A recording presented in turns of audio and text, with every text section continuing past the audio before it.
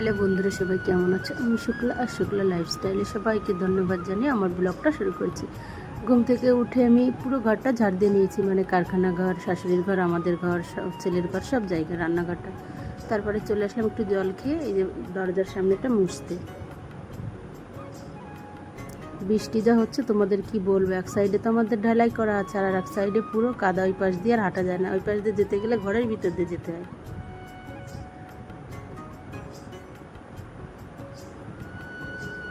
আর বাড়িতে আমাদের এক গাদা, মানে কি বলবো, 10টা-12টা বিড়াল। আমার জায়ের মানে বললে ওর বিড়াল এত ভালো লাগে, ওই বাচ্চা হলে সেই বিড়ালকে আর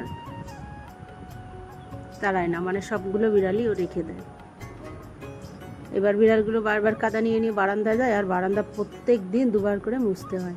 এই দরজার সামনেটা মুছে চলে এসছে, এই যে সামনেটা মুছতে। আমাদের না রাস্তার সাইডেও একটা দরজা আছে, যে একটা সিঁড়ি ঘর, ওইখানে।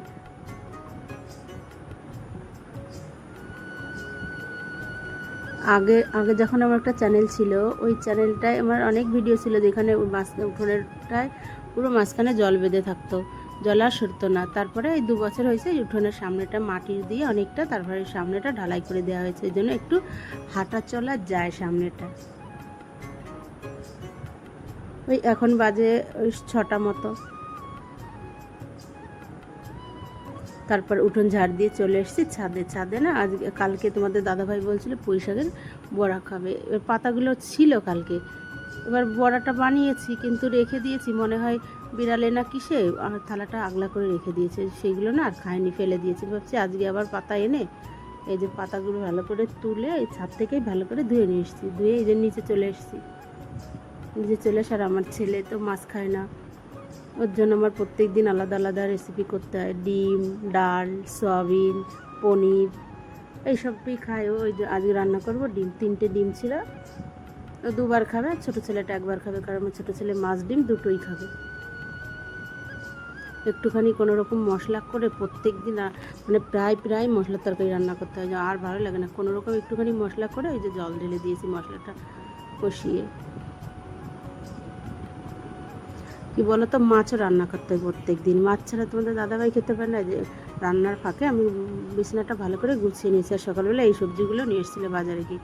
আর এই যে কিছু ছোটো ছোটো তেলাপিয়া মাছ নিয়ে এসেছিলো, মাছ দিয়ে। আর কুলেখাড়া শাক কি কেচেনো জানি না, ওটাকে কি বলে, আমাদের এখানে তো কুলেখাড়া শাক বলে, ওই শাক দিয়ে তরকারি রান্না করব। দেখো আজকে রান্না করেছি ডিমের তরকারি, শাকের তরকারি, আর ওই বড়াগুলো ভাজা করেছিলাম। তারপরে যে সবাইকে খেতে বসিয়ে দিয়েছি, আমি অবশ্য একটু পরে খাবো, কারণ ঘরটা ভালো করে মুছে থালা বাসন মেজে ওই স্নান করে পুজো দিয়ে তারপরে খেতে বসবো। ওদের রান্না হয়ে গেছে, ওরা ওদিকে খেতে দিয়ে দিয়েছে, আর রান্নার জায়গাটা আমি ভালো করে পরিষ্কার করে নিয়েছি। তারপরে যে ঘরের ভেতরগুলো ভালো করে ঝাড় দিয়ে মুছে নিয়েছি, থালা বাসনগুলো এর ভিতরে আমার মাজা হয়ে গেছে। এই মোছাটার জন্য যে আমার কতটা কাজ, মানে উপকার হয় তোমাদের কি বলবো। আর এই মোছাটা আমি 4বার পাল্টালাম, 4বারই আমার এই মোছাটা নষ্ট হয়ে গেল। আমার বড়ো ছেলে এখানে মুখ দিয়ে গেল, এখন 10টা বেজে গেছে, কারণ ও রাত পর্যন্ত বই পড়ে, তো ওই জন্য ওর উঠতে একটু দেরি হয়। এই যে ঘর, শাশুড়ির ঘর, আমাদের ঘর, সব ঘর মুছে চলে এসেছি কারখানা ঘরে। আর আমাদের কারখানা ঘরের সামনের দিকটা কারখানা ঘর, পেছন দিকে পায়খানা, বাথরুম, ওই যে বেসিন। কী বলো তো, আমাদের কারখানা ঘরটা এখনও তেমনভাবে ঠিক করা হয়নি, শুধু দেয়ালটাই কোনো রকম করা হয়েছে, মানে উপরের ছাদটা বাকি আছে। তারপরে যে ঘরের যেটা মোছার, ওইটা পাল্টে আর একটা নিয়ে নিয়েছি, নিয়ে এবার এটা আছে কারখানা ঘর মোছার।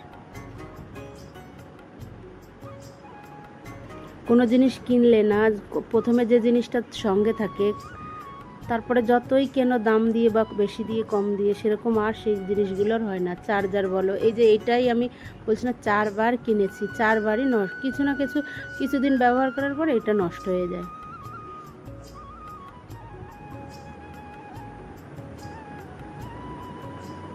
আজকে মাল করিনি তো, ওই জন্য আজকে পুরো মানে কারখানা ঘরটা পরিষ্কার করা যাচ্ছে না, হলে অন্যদিন যখন চাউমিন করে কারখানা ঘরে আর মোছা যায় না। এ দেখো, তারপর আমার ছেলের জামা ছিল স্কুল ড্রেস, স্নান করার সময় ভাবলাম স্কুল ড্রেসটা ভালো করে ধুয়ে দিই।